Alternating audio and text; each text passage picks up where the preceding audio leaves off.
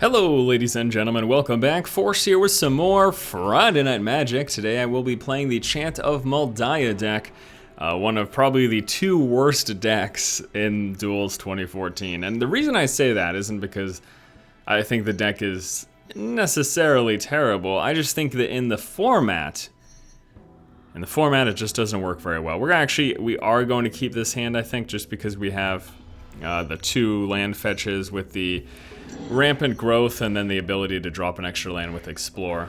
We also have the Terrastodon and the All is Dust. So the All is Dust makes each player sacrifice all colored permanents they control, and the Terrastodon allows me to destroy three non-creature permanents and put 3/3 tokens into play, which can be used offensively in the sense that I can destroy my own lands in order to get some creatures in play. Or I can do it to slow down the other player, get rid of artifacts or enchantments, any again, non-creature permanent. Any non-creature permanent that I don't want in play. It can work out pretty well. And I do wonder which deck we're playing against. It's a multicolor deck because he does have the Terramorphic Expanse. So he's playing with green and something else. We're going to actually go with the Explorer this turn, because I do have another land in my hand.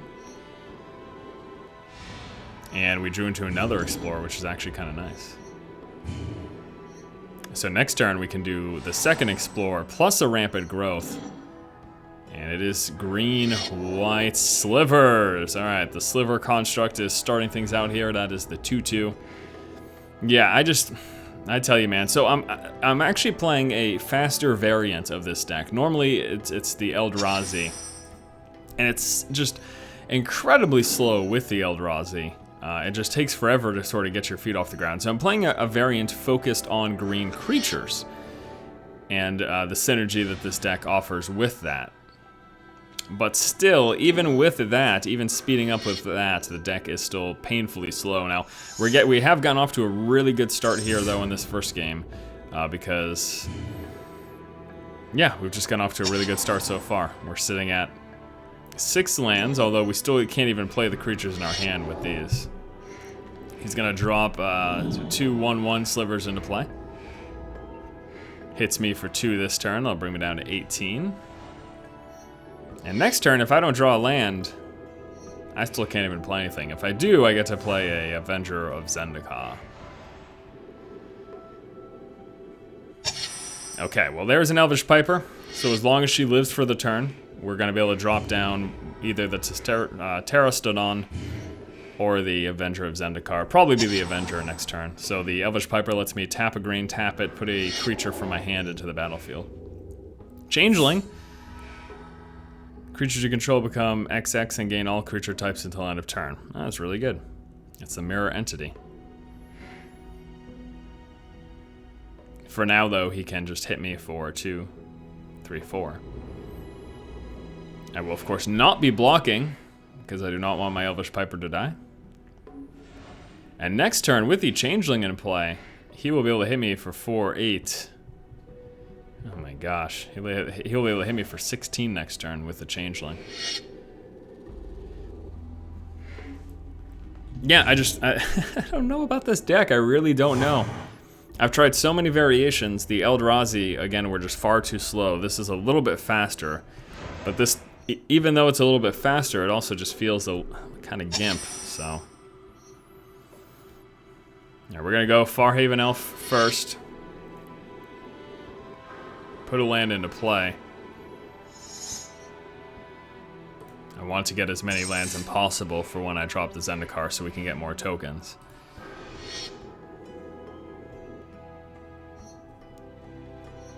The other option would be this, and then pop my own lands so I could have creatures to block.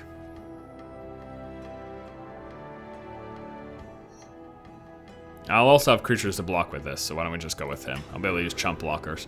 Alright, so we're going to get 7 0/1s into play. And then whenever a land comes into play, they get 1/1 counters on them.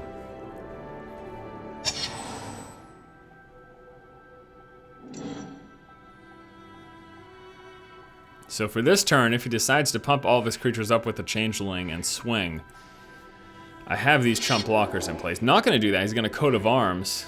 Pumping up the creatures for all... Oh, it works for my guys, too. Clearly he did not know that. Otherwise, he wouldn't have done that. I've got a bunch of 7/8s in play. Oh, good lord. Okay. There's no reason you should be swinging with these smaller creatures. There's literally zero reason you should be doing that.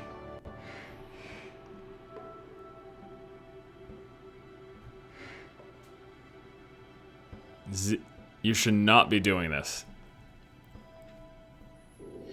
Alright, well, this guy's obviously pretty new at Magic. But hey, there you go, he left the game. He just realized. So the coat of arms helped me, because what it does is it gets, your creatures get +1/+1 for each other creature of the same type on the battlefield. And since I had so many tokens in play, they got huge as well. It wasn't just his slivers that benefited from that. And now, do we have the four? Yeah, this is just really kind of funny. All right, we're just gonna swing. Let's go into the combat phase here. So there's 16 and the kill. Yeah, well, I guess that worked out. Unfortunately, we're playing against a novice Magic player, clearly. But hey, you know what? A win with this deck is more than I expected. Next game here against Awesome. He sounds cool. So yeah, if you're wondering why, like, I've been really kind of bashing the deck that I'm playing today, and if you're wondering, Force, well, why exactly are you doing that? The problem isn't that this deck couldn't work.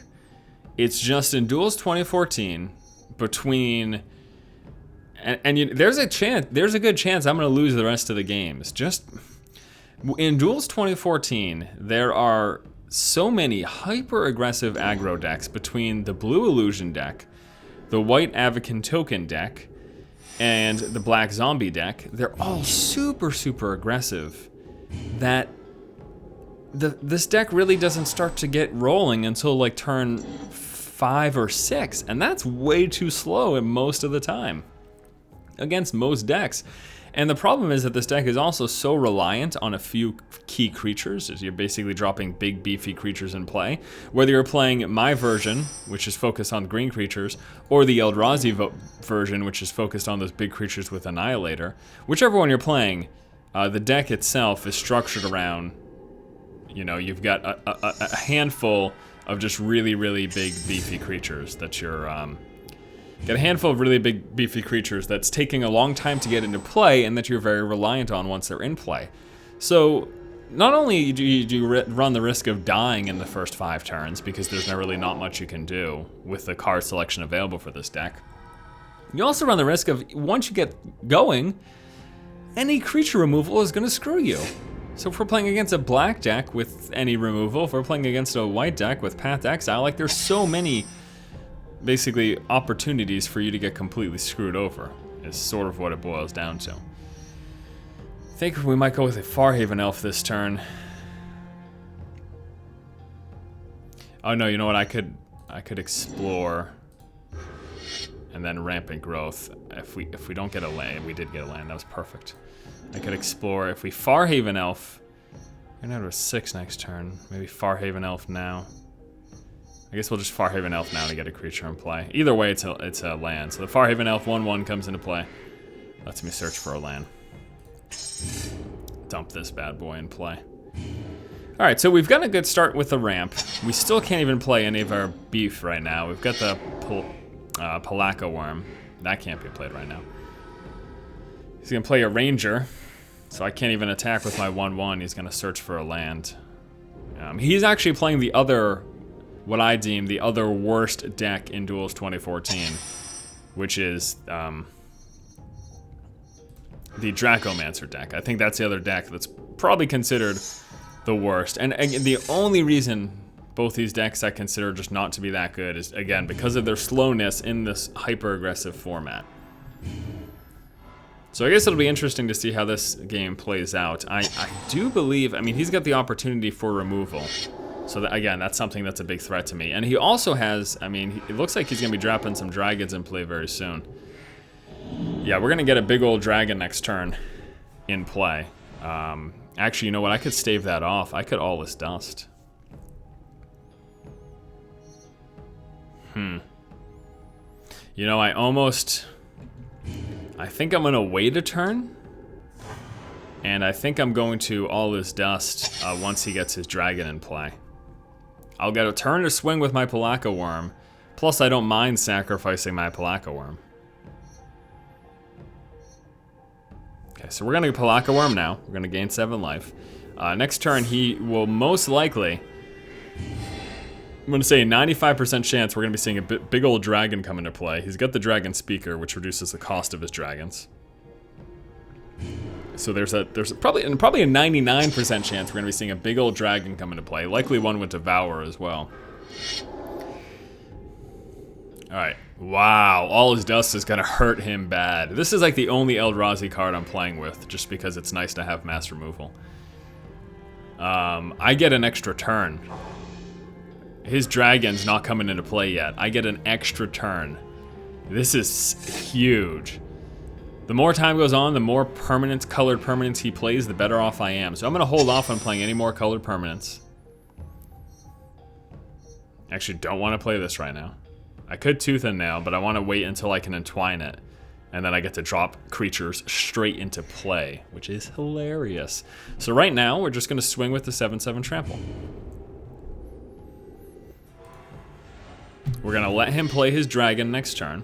It'll be big. It'll do damage. I could Tangle if he plays one with haste, and then the turn after we have All Is Dust. Pretty happy with this. All right, so the Tooth and Nail, if you don't know, it's 7 lands, choose one. I search my library for 2 creature cards, or take 2 creatures from my hand and put them in the battlefield. If I pay 2 more, I get to play it with the Entwine, so I get to search for 2 and then put the 2 into... Okay, so he's gonna play this. It's Flying Haste. Enters the battlefield, gain control of all dragons. Yeah. So he's gonna hit me for 10 this turn. I'm actually thinking of not tangling. I think I just might take it. Well, let's see actually. Because I could hold off on the all. If he attacks with everything, okay, I'll tangle right now. We tangle, prevents all combat damage, and those creatures don't untap during their next untap step. So he does not get to untap during the next untap phase, which means I get two full extra turns to swing with a Pelakka Worm, and that right there alone might be the win.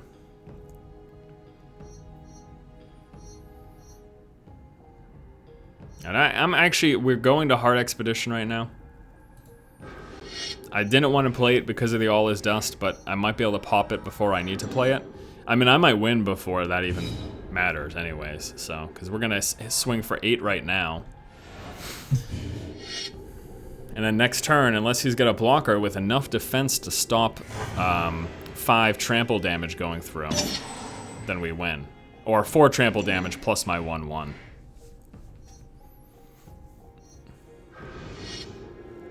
So I think we're gonna get this here. Let's take a look here. Flying Haste, Devour 2. Oh. Well, okay, so he could hit me really hard. It would not be a fatal damage. Well, actually.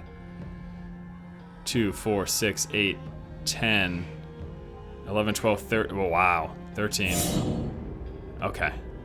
So it's not, I'm guessing he actually won't attack. He should probably save for a blocker. Yeah, that's what he's gonna do.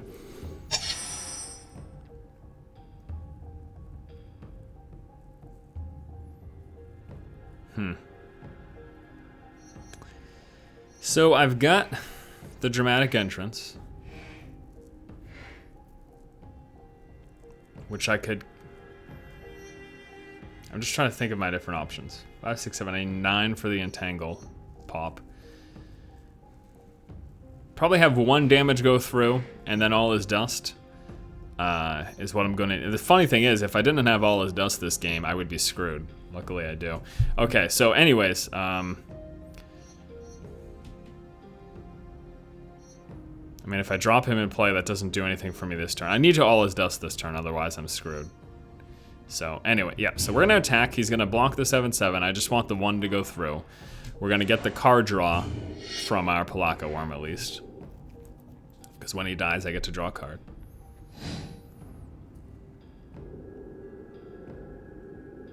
So it blocks that. I draw a card. 1 goes through. He's at 4. We drew into a Vigor. Okay. Doesn't really matter because we're going to all his dust right now. Goodbye permanents. Everything on the board has been removed. So there's a hard reset. We're at 25. He's at 4. I've got 2 creatures in my hand. I've got a Tooth and Nail that I can entwine if I draw 1 more land, which I will eventually. I also have the Dramatic Entrance for a surprise creature. He's going to Behemoth. Creature spells you control, power 5 or greater can't be countered. It doesn't really matter. It's just basically a 5/5 for him. I could just tear it on, destroy my own lands. To get a bunch of, kind of don't want to do that though. Well, actually, 5, 6, 7, 8. I could just tear it on, destroy 3 of my own lands to get 3 3s in play. And then next turn, I could Dramatic Entrance a Vigor in play. I'm at 25 though, so I don't know that that whole move is completely necessary. So why don't we just go with this and the Vigor right now. So we've got a 6/6 trample. This is pretty much going to force him to save for a block unless he can remove this with any direct damage or immediate removal. He's got 1 card in his hand. He's saving for block. Okay. I'm actually gonna Oracle of Moldiah right now. Reveals the top card of my library. If it's a land, I get to drop it straight into play. It's not a land. I attack for 6. He blocks and takes 1 damage. Unless he's got an instant damage in his hand or something. This is the right move. He blocks. My creature has trample, so 1 damage will go through. He will then be creatureless. He's not committing yet. I do wonder what he has in his hand. AWESOME. What is he doing? He's not committing. He needs to commit to the block. It's whatever. His timer's gonna run up in a second. And it'll go through. Is he trying to like... Does he think like my attack won't go through or something if he doesn't commit? Totally goes through, dude. There it is. Alright, so he takes 1 damage. His creature dies. My creature back at full health. Vigor is really, really good. Oh, I think he's totally bad-mannering me right now. I do believe that he has up and left his keyboard in frustration because he lost. So you just saw a battle between what I dub the 2 worst decks in Duels 2014. And hey, you know what? If I come out on top in that duel, I'm okay with that. I still think this deck is total crap, though. Even though we have won our first 2 games. Oh, he's actually doing something. He's actually here. Wow. See, he's just... Yeah, he's definitely just all about bad manners right now. It's kind of funny, but also super annoying. Like, he's literally just sitting there on purpose, knowing he's going to lose. And he just Jun Charmed, which not only didn't help him, but it hurt him. Because since it damaged my Oracle Moldiah, that damage gets prevented thanks to Vigor, and it gets 1/1 counters on it. Finally! Gosh, at least replace yourself with AI if you're going to be a huge troll. Thank you. Just going to play this. Doesn't matter. Fatal damage coming through this turn. Okay, I should just stop doing this. Because we have the fatal attack. So we're just going to go ahead and move into the combat phase for the win. Well, hey, it was a game. And you know what? Against all odds, we won the first 2 games. Don't expect that to continue, though. Okay? So I'm pretty much guessing that as soon as we come up against one of the superior decks in Duels is when we're going to actually start seeing this deck really fail. Actually, you know, this hand's not bad because we've got the Farhaven Elf and the Oracle of Moldiah is really, really nice to have. Gives us that vision of the top card of our library. The drawback to that is the opponent also sees what we're drawing into. But you get to play an extra land off the turn, so you get to constantly dump any lands off the top of your library and filter through for actual physical cards, which, you know, again, is really, really nice. And actually, wow, drew into the Explore. So it gets to draw a card and pop down another land, and since we have a forest in our hand, boop, that's what goes down. And the chat says, hi, good luck. Good luck, have fun. And then do a face. Do a face. We can go that's a face. I don't know, the cross-eyed, open mouth weirdness. Oh man, we kind of want a Heart Expedition before we start dumping lands. But hey, if I go like this, yeah, let's go Heart Expedition first. This slows us up a turn, so this could end up being our demise. But the Heart Expedition also is gonna let us fetch into lands super hard. So we'll see what happens here. If I get another land this turn, I'm gonna drop a Oracle. Yep, okay, here we go. So we're gonna play this, pop the, put a counter on the Expedition, play the Oracle. If we get a land at the top, oh, we're playing the blue-black deck, okay. Okay, so we actually have that. I was hoping for a land. Next turn, we'll probably be able to pop the Expedition. We'll probably get our 3 counters to blow it. He's gonna lobotomy me. Uh-oh, he will be taking probably the All Is Dust or the Dramatic Entrance. Those are the 2 prime choices here. Let's see which one he goes for. Decided to go for the All Is Dust. Good choice. Oh, it shuffled. Oh, crap. It shuffled my, that's right. All right, we're going to go with the Explore. Let's just draw a card. We will draw into the Rampant Growth. Let's hope for a land behind it. There is a land. We play the land. There's another Expedition. That triggers that. With our 3, we can now drop the Farhaven Elf. It's going to get another land. Shuffle our library. So we get a land. We shuffle our library. The new top deck is another land, which is nice. We're going to play that other land. This is so amazing. And then we're going to pop the Heart Expedition. That turn, that was unreal. We just dumped so many lands in play, and you know what I might end up doing? I might Terastodon and blow up my own permanents. I might sack my own lands to get a bunch of 3/3 creatures in play to be majorly threatening. So that's the thing. What you can do with Terastodon is you can use it to get rid of permanents that your opponent can, oh no. That's really good. But I have blockers for it, so that's fine. I've got some chump blockers, so that's fine. I might do this to pop my own lands, to be perfectly honest with you. It totally might be worth it. 6, 7, 8. You know what I could do? I'm gonna actually Heart Expedition. And then I'm gonna do my Dramatic Entrance. I'm gonna Heart Expedition. We're gonna Rampant Growth. This is really putting it all on the table here. It might have been smart to save the Dramatic Entrance, but really I like this. This is like a big play. Dramatic Entrance, Terastodon, pop our 3 lands, get 3 3/3s in play. And you know what? No, so you could argue that I should have done that at the end of his turn, but that would have opened up the opportunity for him to counterspell that entire move. So, because he was tapped out there, so I think that worked out. I don't believe he's got mass removal. I am fairly positive that deck does not have mass removal. Does it have Damnation? I don't think so. He's gonna play an Avatar of Will. It's a 5/6 flying. He's gonna play enchant creature with converted mana cost 2 or less. You control enchant. Okay, so he's gonna get one of those 3/3s for himself. Well, this is interesting. Okay, gonna drop the land. We've got the nice Primeval Titan there. We're gonna Rampant Growth. It's gonna put an extra counter on the Heart Expedition. It's also gonna shuffle our library. Another Terastodon, whatever. Pop the Expedition. It's gonna shuffle our library again. Get our 2 lands in play. And top is a land, another Heart Expedition, okay.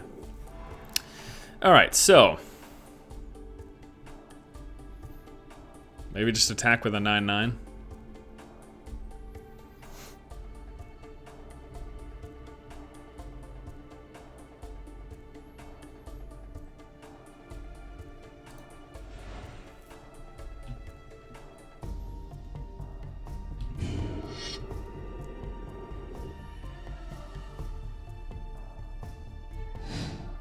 gonna just block it with a 3/3. Alright.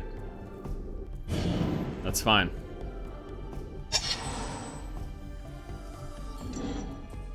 I think I made a mistake in popping the Heart Expedition.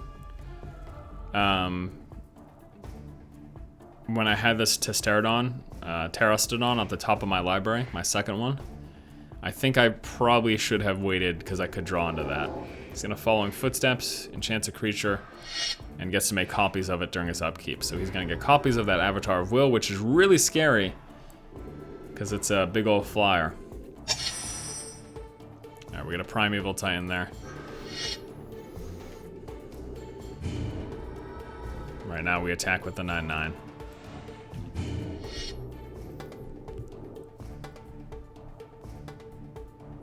He's gonna let it go through.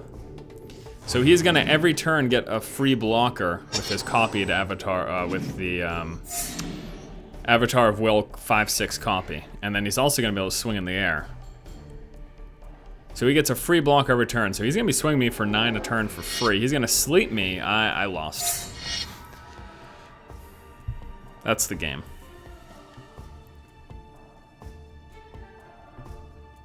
Yeah, he hits for 9 this turn, and then he hits for Fatal next turn.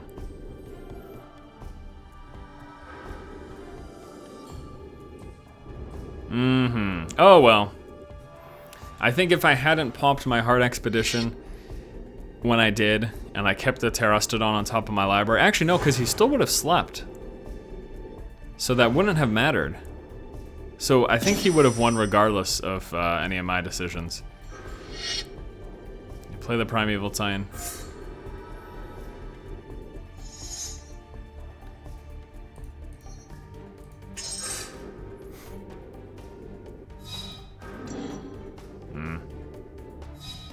Let's shuffle this. I don't want that on top of my library.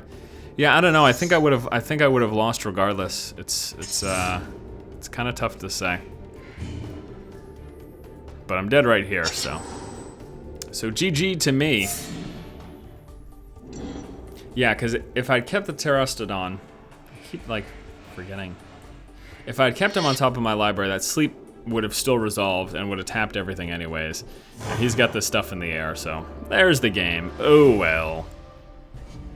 You know, honestly, even with that last loss, this deck still performed better than I expected it to. I really expected to lose every game. This deck just doesn't perform very well in playtesting and really in practice, I don't think. So again, I've decided to go with the green creature variant as opposed to going with the Eldrazi. The Eldrazi are super amazing, but it's slower.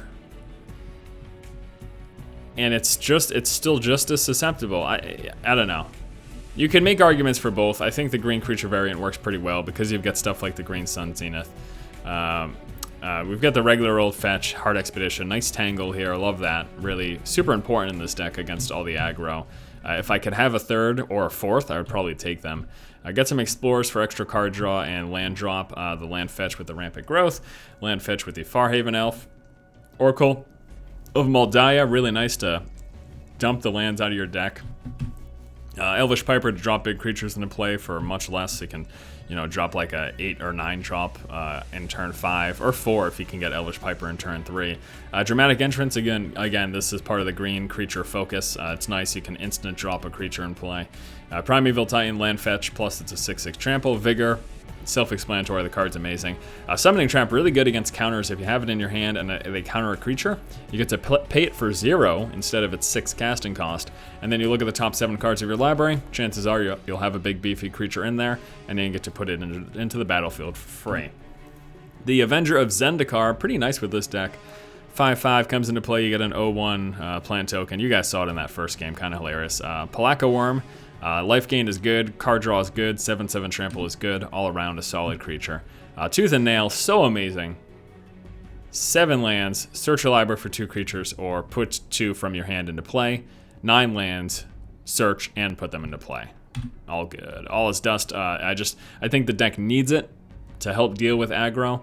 And then Terastodon, you can actually make arguments against this card in the deck. I could actually easily replace this with something else, and I'd probably still think it's a good choice. But I like it because it's a green creature. It's a permanent removal.